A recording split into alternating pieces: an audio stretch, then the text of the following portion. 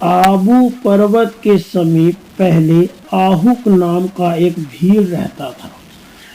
उसकी स्त्री का नाम आहुआ था। वह बड़ी पतिव्रता तथा धर्मशिला थी। दोनों स्त्री पुरुष बड़े शिव भक्त तथा अतिथि सेवक थे। एक बार भगवान शंकर ने इनकी परीक्षा लेने का विचार किया।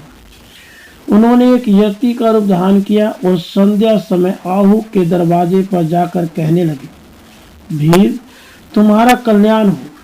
मैं आज रात भर यहीं रहना चाहता हूँ।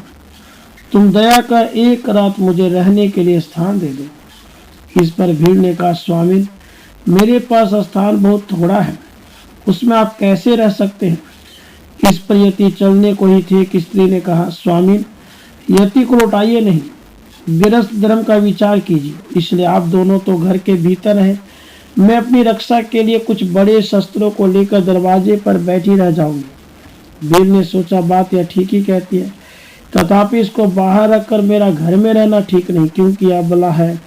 इसलिए उसने यति तथा अपने स्त्री को घर के भीतर रखा और स्वयं शस्त्र धारण कर बाहर बैठ रहा। रात बीतने पर हिंस्र पशुओं ने उस पर आक्रमण किया और उसे मार डाला। प्रातः होने पर जब यति और उसके स्त्री बाहर आए तो उसे मरा देखा।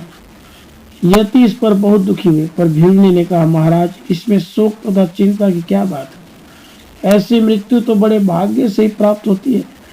अब मैं भी इनके साथ सती हो जा रही हूँ, इसमें तो हम दोनों को ही परम कल्याण हो गया।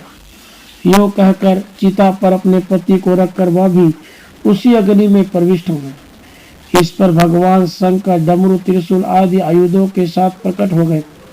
उन्होंने बार बार उस भीलनी से वर मांगने का, पर वह कुछ न बोलकर सर्वदा ध्यान मग्न हो गई। इस पर भगवान ने उसे वरदान दिया, अगले जन्म में तुम्हारा पति निषद देश में राजा वीरसेन का पुत्र नल होगा और तुम्हारा जन्म विदर्भ देश के राजा भीमसेन की पुत्री दमयंती के रूप में होगा।